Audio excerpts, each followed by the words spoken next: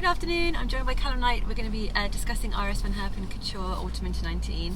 Iris, as ever, is always an amazing show to behold. There's always a fantastic artist in collaboration or in the works. There's always an incredible silhouette and finish, and it's completely unique in that it doesn't really beat to the same drum as the rest of the couture schedule. It's kind of fantastic in the whole science of it, and that science is really key. What Iris does better than anyone is really unpick the makings of a garment and the collaboration with that garment and nature. She is besotted with trying to create this symbiosis between kind of fashion and nature. And we've previously had collections that comment on their kind of topography, is that what I'm trying to say? Maps, the aerial view of maps, and different wind patterns and landscapes, and this was very much akin to all of that. So we had lots of references. This was it's called hypnosis, but this was a reference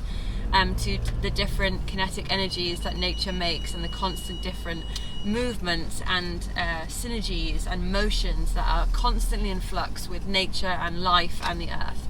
And so the collaboration the individual that she worked with this season was an artist called Anthony Howe, and he is someone who works specifically with kinetic sculptures.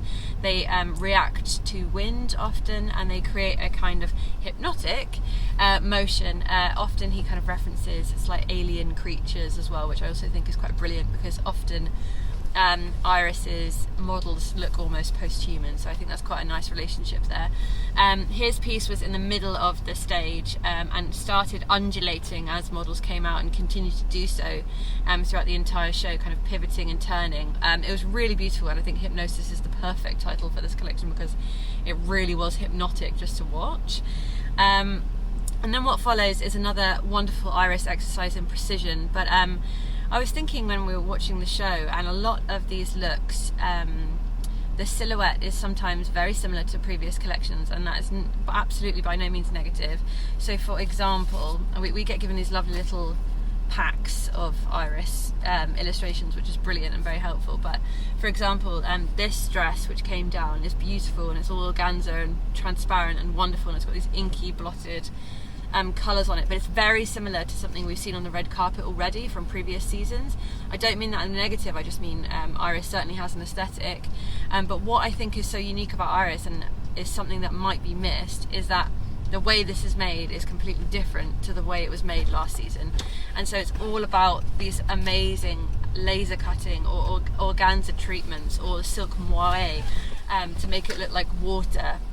And I think that's what's really impressive to me, is that while from the outside it might look like something we've seen an element of before, actually with Iris it's never the same. She might take a laser cutting technique from previous collections, but the way it's been done, the way it's heat sealed, or the way it's been brought right down to a 0.3mm fabric, or that way organza is so sheer you can't even see it on the skin. It looks like models are kind of miraculously balancing something on their breasts.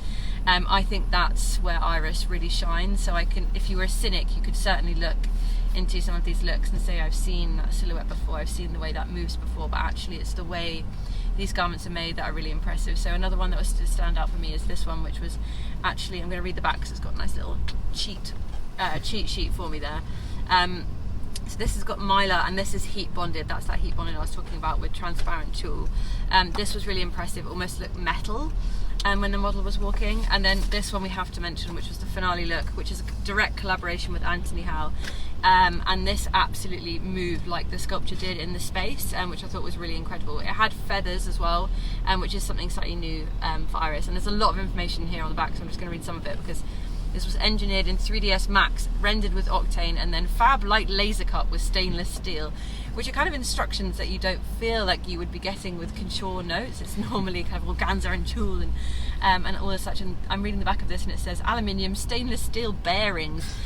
So there's something really fantastic about what Iris does, and in that it's just this exploration of science, nature and fashion. So I'm forever impressed, really.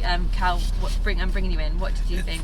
It's it's really hard with an Irish show because she's so far removed from what most of couture is looking at that there's kind of nothing to compare it to. So it's quite hard to review it in any kind of fair basis as to what we've seen or what we know before. You can only really look at her work and her process as a basis for a new collection, because it's so, you know, it's so separate to the trends of couture or all of, you know, and all of that. And her customers, I don't believe, will also go, you know, on their way to the Dior show now.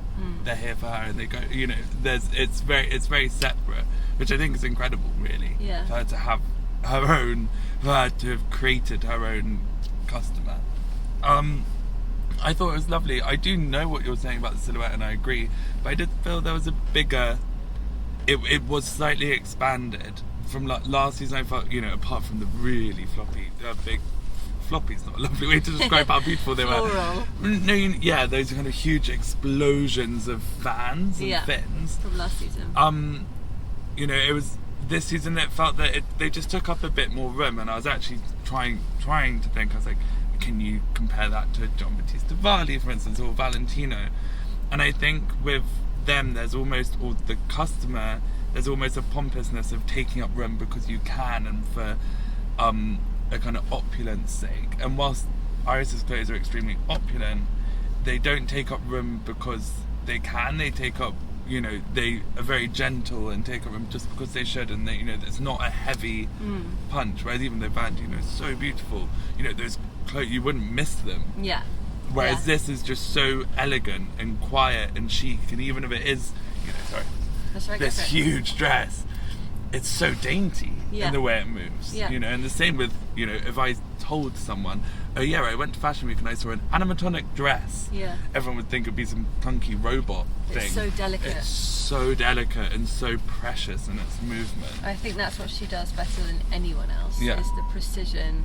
And also I think there's a kind of cerebralness when you're wearing her clothes. You know that it's layered with so much incredible talent and also narrative, and also a scientist has touched this dress.